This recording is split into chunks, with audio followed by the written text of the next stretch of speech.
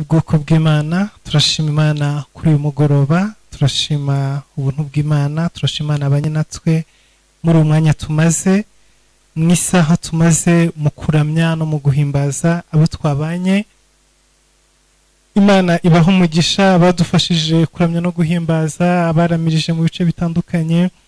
Imana ikomeze ibaho umugisha kandi ikomeze ibasiga amavuta kandi inezerererwe imirimo yanyu, kuko ibyo mukora ntabwo ari by'ubusa ku Mwami Imana, muzishyurwa kandi muzahembwa.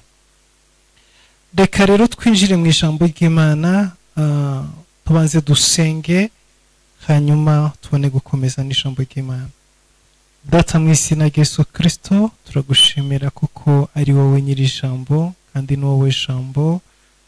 Wohereza ijambo ryawe kugira ngo dukize indwara, wohereza ijambo ryawe kugira ngo dukomeze, wohereza ijambo ryawe kugira ngo uturemere ibitariho biremeke, wohereza ijambo ryawe kugira ngo duhe ibyiringiro.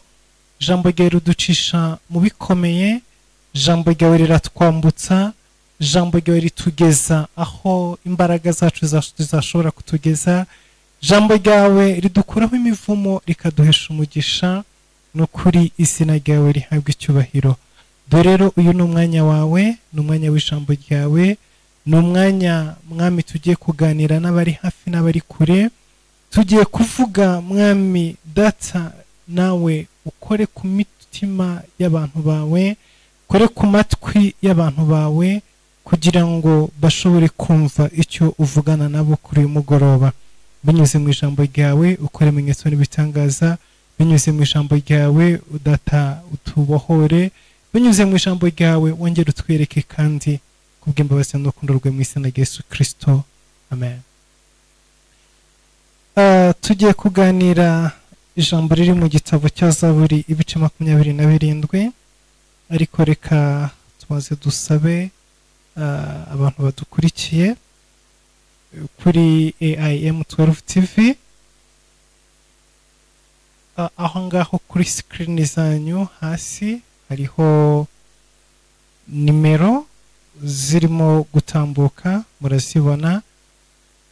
Rero murashobora gukorera Imana biciye kuri AIM 12 TV. Hariho nimero mushobora gutangaho icya-10, hariho nimero mushobora gutangaho amaturo atandukanye bitewe n'igihugu uherereyemo, waba uri mu Rwanda, waba uri muri Kenya, waba uri mu Burundi cyangwa se uri Uganda. Birashoboka yuko wabona uburyo bwo gusapotinga umurimo w'Imana mu bikore kugira ngo dufatanye kubaka ubwami bw'Imana, kandi Imana ibahe umugisha kubwo kudukurikirana ndetse no kubwo gufata buno butumwa mukabugeza no ku bandi. Aya ni amahirwe akomeye Imana yaduhaye muri kino gihe. Ni amahirwe ba Pawulo, ba Petero batashoboye kugira, ariko twebwe Imana yaduhaye, aho dushobora kwicara ahantu hamwe ariko ubutumwa bwiza bukagera ku isi yose. Kandi ikindi cya kabiri, bukabikwa ku buryo umuntu uwo ari we wese ashobora kubona igihe icyo ari cyo cyose, ukabusubiramo ukabwumva kandi ukanabureba. Rero ni umugisha ukomeye cyane. Niyo mpamvu tubasaba kugira ngo mushyigikire iri koranabuhanga, kuko kugira ngo bikorwe bisaba uburyo bwinshi, bisaba amafaranga, ibi byuma birahenda, uburyo bwo kugira ngo bagereho burahenze. Ariko uko Imana izabaho umugisha kandi ikabashyigikira, namwe mushyigikire umurimo kugira ngo uzamuke ugere ku rwego rukomeye. Ndetse tubasaba yuko mwakora amasubscribe ndetse n'ubutumwa mukajya musharinga, mukabuhereza abandi, kugira ngo ijambo ry'Imana rigere kuri benshi cyane. Birashoboka yuko udashobora kuba wafata mikoro ngo ubwirize cyangwa se uze wicara imbere ya kamera nka gutya wigishe, ariko wafata rino jambo waryoherereza umuntu, Imana ikarikoreramo, hanyuma nawe ukafatanije natwe kubwiriza ubutumwa bwiza.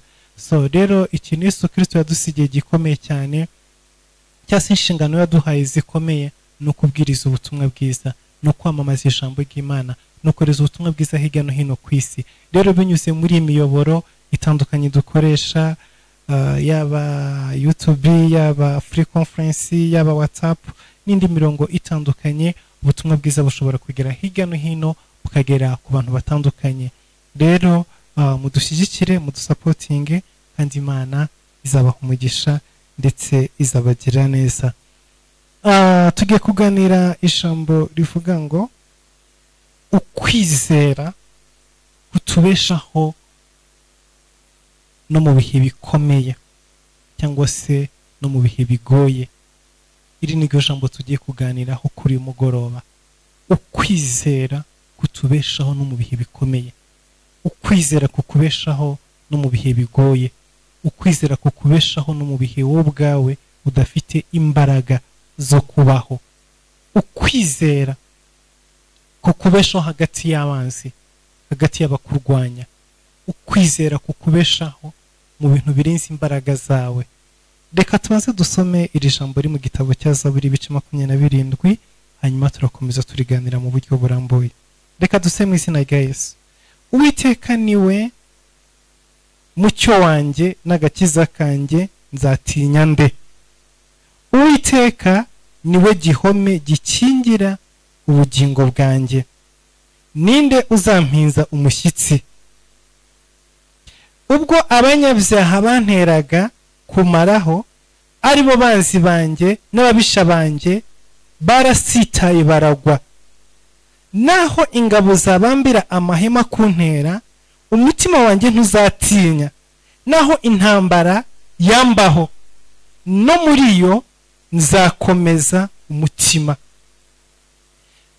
Icyo saba Uwiteka ni kimwe, nicyo nzajya nshaka, nukuba mu nzu y'Uwiteka iminsi yose nkiriho, nkareba ubwiza bw'Uwiteka, nkitegereza urusengero rwe. Kuko ku munsi w'amakuba azandindisha kumpisha mu ihema rye. Mu bwihisho bwo mu ihema rye niho azampisha. Azashyira hejuru ampagarike ku gitare. N'ubu umutwe wanjye uzashyirwa hejuru y'abanzi banjye n'abangose. Hagati y'abanzi banjye bangose, ntambire ibitambo by'ibyishimo mu ihema rye. Ndirimbe, ni koko nzaririmba ishimwe ry'Uwiteka. Uwiteka, umva gutaka kw'ijwi ryanjye, umbabarire unsubize. Umutima wanjye urakubwiye uti, wavuze uti, nimushake mu maso hanjye. Nuko Uwiteka, mu maso hawe ndahashaka. Ntumpishe mu maso hawe, ntiwirukanishe umugaragu wawe umujinya. Ni wowe wahoze uri umutabazi wanjye, Mana y'agakiza kanjye, ntujugunye ntundeke. Ubwo data na mama bazandeka, Uwiteka azandarura. Uwiteka, ujye unyigisha inzira yawe, unyobore inzira y'igihamo kubw'abanyubikira.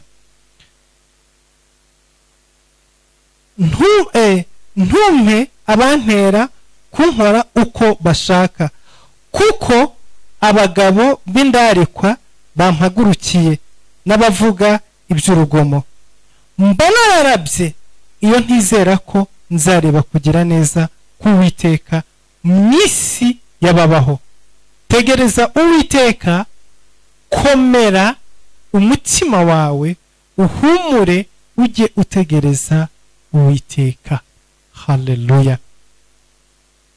Ijambo riravuze ngo kuri uyu murongo wa 13, ni nayo teme turimo tuganiraho muri kano kanya, cyangwa se no mutwe w'ijambo turimo tuganiraho muri kano kanya.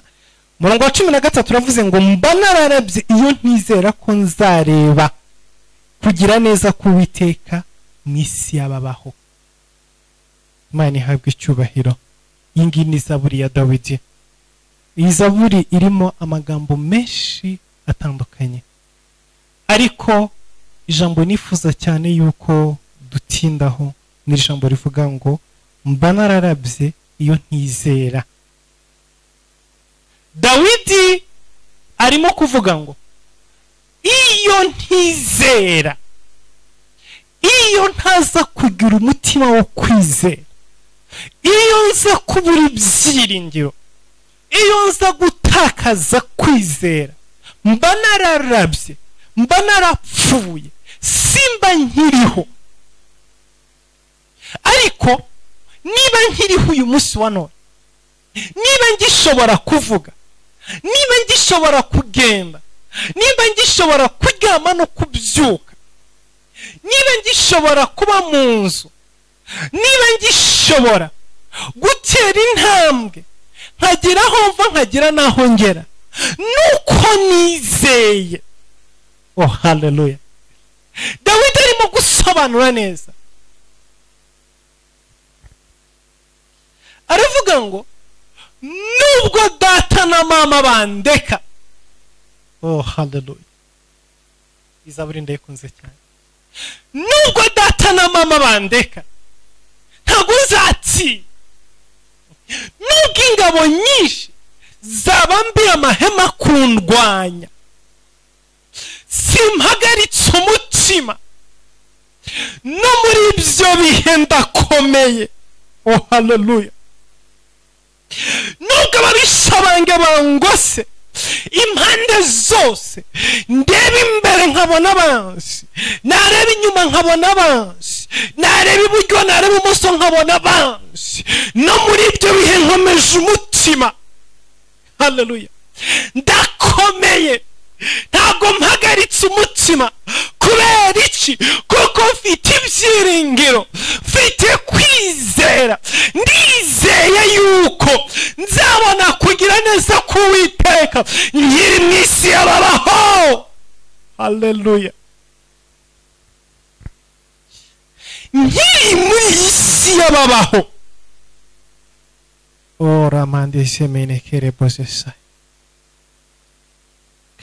Hari umugabo witwa Yobu.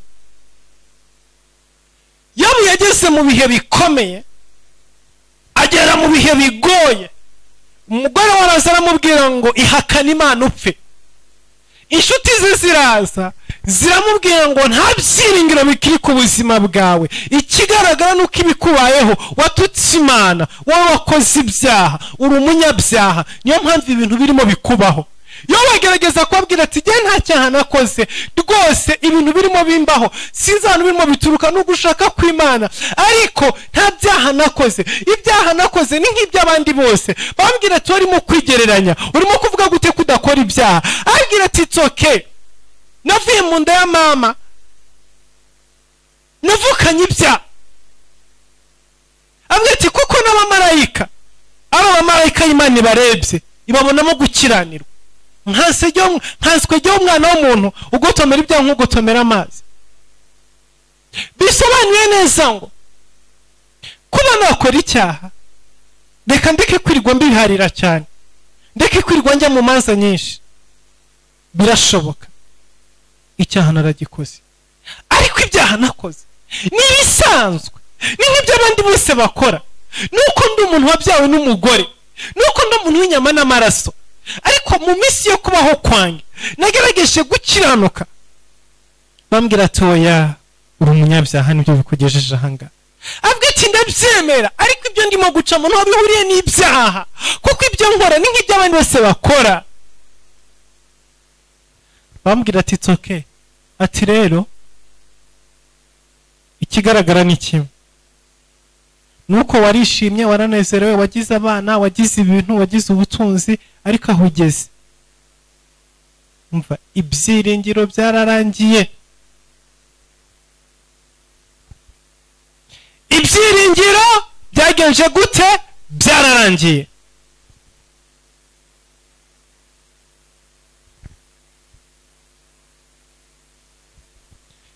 Ibyiringiro byararangiye. Arangije arabitegereza, arababwira ngo it's okay, ndemera ko ibyiringiro byarangiye muri iyi si. ariko hari ibindi byiringiro ngisigaranye. Ndazi yuko nimara gupfa nkava muri iyi si, umubiri wanjye ukabora, amaso yanjye azagira ubushobozi bwo kureba umucunguzi wanjye.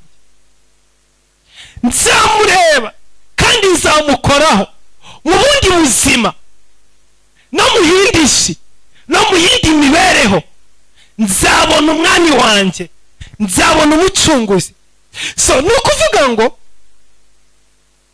Yobu yahuye n'intambara, agera ahantu ibyiringiro byiwe muri iyi si abitaransifera, byimukira mu isi no mu bundi buzima. Apana ubu ngubu. Agera ahantu abona yuko ibyiringiro byo muri ubu buzima byo muri isi y'ababaho byo birangiye, ariko aravuga ati it's okay, ibyahangabyo byo birarangiye. Mbuzumpumuriza, mbuzumbwira ngo nkomere, inshuti zanjye zinyeretse ko bidashoboka, abavandimwe banjye banyeretse ko bidashoboka, umugore wanjye anyeretse ko bidakunda, ariko ntacyo nsigaranye ibyiringiro byo mu yindi si zaza. Ariko Dawidi aravuga ngo no, kuri jye siko bimeze, ndizeye. Haleluya. Mfite ibyiringiro ko muri ubu buzima nyine, muri iyi si y'ababaho, nzabona kugira neza kw'Imana. Yewe ndatandukana nayo. Yoba afite ibyiringiro byo mu bundi buzima, yaramaze gupfa ko azongera kubaho.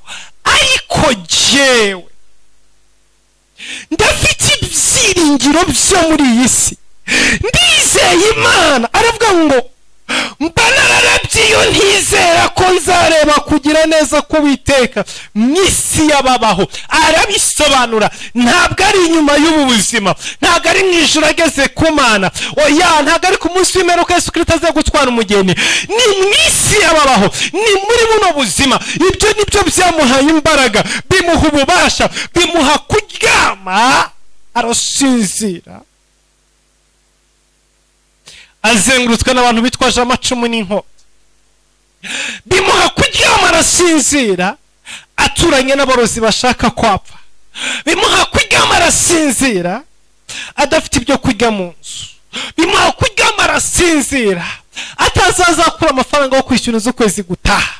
Bimuha kuryama arasinzira, bamuhaye irete rimwirukana mu kazi.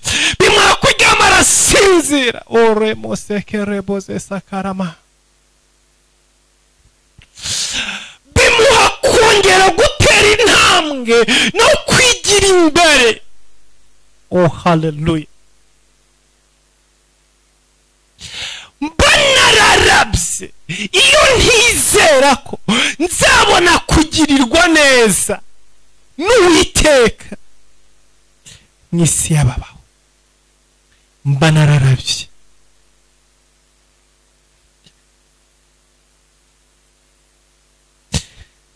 Murongo wa mbere avuga ngo Uwiteka niwe mucyo wanjye n'agakiza kanjye, nzatinya nde?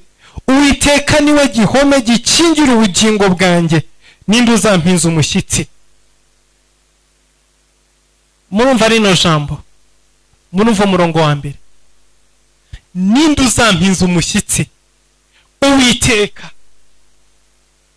niwe gihome gikingira ubugingo bwanjye.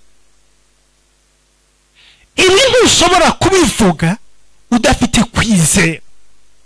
Ukwizera niko kukugeza ku rwego aho ubona yuko Uwiteka ari we gihome gikingira ubugingo bwawe. Ntushobora kumva yuko Uwiteka ari we gihome gikingira ubugingo bwawe. Ntushobora gushira ubwoba, ngo ureke guterwa ubwoba, ngo ureke guhinda umushyitsi imbere y'abanzi bawe utizera Uwiteka.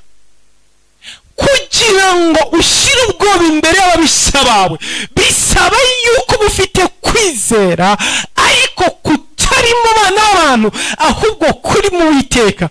Kandi ntabwo ari ukwizera Uwiteka gusa, ahubwo ni ukwizera ko uzabona kugirirwa neza nawe ukiri mu isi y'ababaho. kuko hari abantu benshi bizera Imana ariko ukwizera kwabo barakwimuye bameze nka Yobu bagukuye muri isi yababaho bagushyize mu ijuru. hari umuntu muvugana akakubwira ati it's okay cyangwa nkipfira n'ubundi kuko n'ubundi ndarushye, ibyiringiro byo mu isi yabaho byararangiye. hari umuvugana akakubwira ati umva yaba byashobokaga ahubwo Imana ikazi ikanyijyanira. hari undi muvugana akakubwira ngo yewe nzaruhuka ningera mu ijuru, ubuse iyi si yewe umva narabyumvise ibyo byose urimo kumbwira nta gishya kirimo pe, umva barampanuriye barambwiye baranyigishije, none se ubuse wa mwana we koko. hari umuntu twigeze kuvugana ndimo kumbwira nti humura Imana izabikora, humura ntugire ikibazo rwose izera Imana reka dusenge. arangije ambwira tumva reka nkubwire wa mwana we ati wowe ufite 1/2 cy'imyaka yanjye, ati nakijijwe utaravuka nibwo nakiriye agakiza, utaravuka nakiriye agakiza. rero fata imyaka ufite yose nyimaze ndi mu nzu y'Imana, nyimaze nkijijwe, nyimaze senga.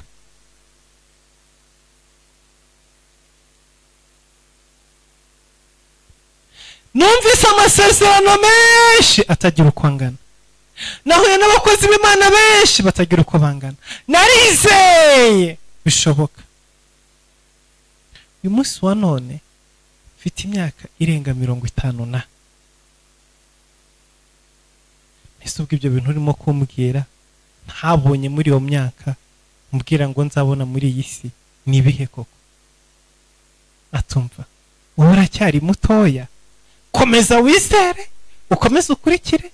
ati jya ikintu usaba Imana ni kimwe, izanyihera iherezo ryiza inyihera ubugingo buhoraho. ati ubundi umwanya ngihumeka mbona ibyo kurya naho kuryama, ibisigaye nimwishakire muracyari batoya. uyu muntu afite kwizera, ntabwo kwizera kwe kose kwashize kuko n'Imana ntiyayivuyeho, aracyayisenga aracyayikurikira aracyayubaha.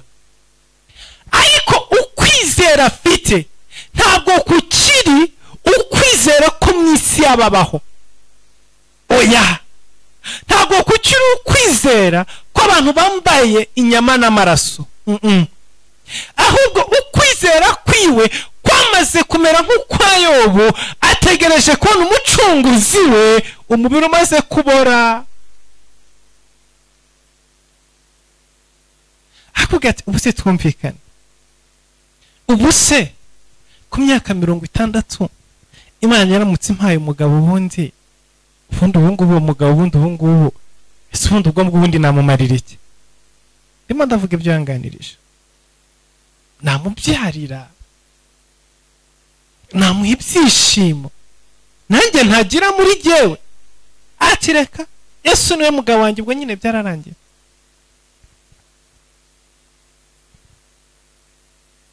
atariko icyo ngusabye ni kimwe, nupfuka mugasenga ujye usenga Imana inyihera ubugingo buhoraho, ujye usenga Imana indindire mu gakiza, nta bindi bisigaye. iyo paji rwose reka tuyikorozinge tuyishyire ku ruhande.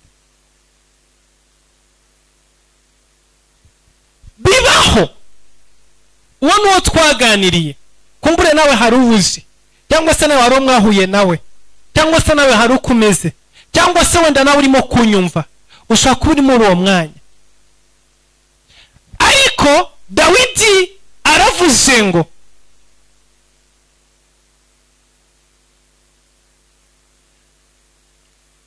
ibyo nyuramo byose, urugendo ngenda rwose, iyo ntizera ko nzabona kugirirwa neza nkiri muri ubu buzima nyambaye uyu mubiri, ibyanjye biba byarandangiranye.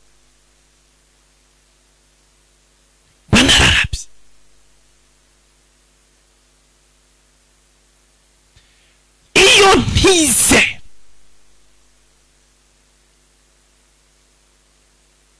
banarabye kera. Reka mbabwire bene data, ukwizera niko kuduha imbaraga zo kubaho muri ubu buzima, no mu bihe bigoye, no mu bihe bikomeye, no mu bihe biruhije. Ukwizera niko kudufasha guca hagati y'abanzi. Umurongo wa 2, ubwo abanyabyaha bantereraga kumaraho, aribo banzi banjye n'ababisha banjye, barasitaye baragwa. Ukwizera gutuma abanzi bawe basitara. Ukwizera gutuma baguhiga bagwa. Ukwizera gutuma dutsinda baturwanya. Ntuzigere utsinda ababisha bawe n'umunsi wa rimwe nurambika kwizera hasi. Ukwizera ni intwaro irwanya abanzi b'ubuzima bwawe. Nubwo bagutera, biravuga ngo bazaca mu nzira imwe baguteye, ariko bazaguhunga baciye mu nzira 7. Dawidi baravuga ngo ahubwo ntago bampuze gusa, ahubwo igihe banteraga baraguye, barunamye baragwa. Oh hallelujah. Barasitaye. Ukwizera kujya guhinduka intwaro iturwanirira, kubera ko twizeye yuko tukiri muri ubu buzima, tukiri muri imibereho, tuzabona kugirirwa neza n'Imana, tuzabona gutabarwa n'Imana. Ibyo bihita bihinduka umwambi urasa abanzi bacu no mu gihe bateguraga imigambi yo kudutera, kuko kukwizera guhita guhinduka ingabo ikingira ubuzima bwacu. Ababisha bacu ntibashobore kutugeraho, suko badahari, suko ibikomeye bidahari, ariko kwizera kurwanya abanzi b'ubuzima bwacu bagatsitara bakagwa. Uko ni ukwizera. Umurongo wa 3, naho ingabo zabambira amahema kuntera, umutima wanjye ntuzatinya, nawe intambara yambaho, no muri yo nzakomeza umutima. Remosekeremosa. Ibi ni byo kwizera gukora. Turimo kuvuga ukwizera kukubesha no mu bihe bikomeye. Dawidi avuga ngo nubwo ingabo zabambira amahema kuntera,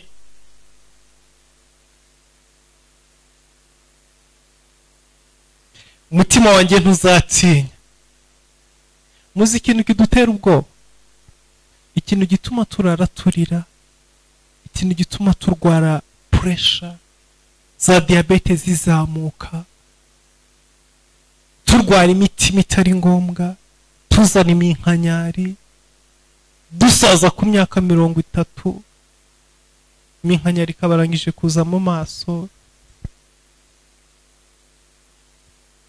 Umuntu yakora bakajya ufite imyaka 75 kandi ufite 35. No kutizera. Iyo wabuze kwizera, umutima wawe uba ataka. Satani yataka umutima wawe ugatangira kurwara pressure. Iyo wabuze kwizera, abantu bafite kwizera muri bo ntibasaza. Abantu bafite kwizera muri bo ntibarwara ibirwara ibyo ari byo byose. Abantu bafite kwizera muri bo. Kubera iki? Ingabo zabambye amahema ziragukikuje, ugapanika, ukarara udasinziriye, imitsi y'umutwe ikaranda, umutima ugatangira guterera mu 180, ukarara udasinziriye bukagukeraho, kirwa wahangayitse.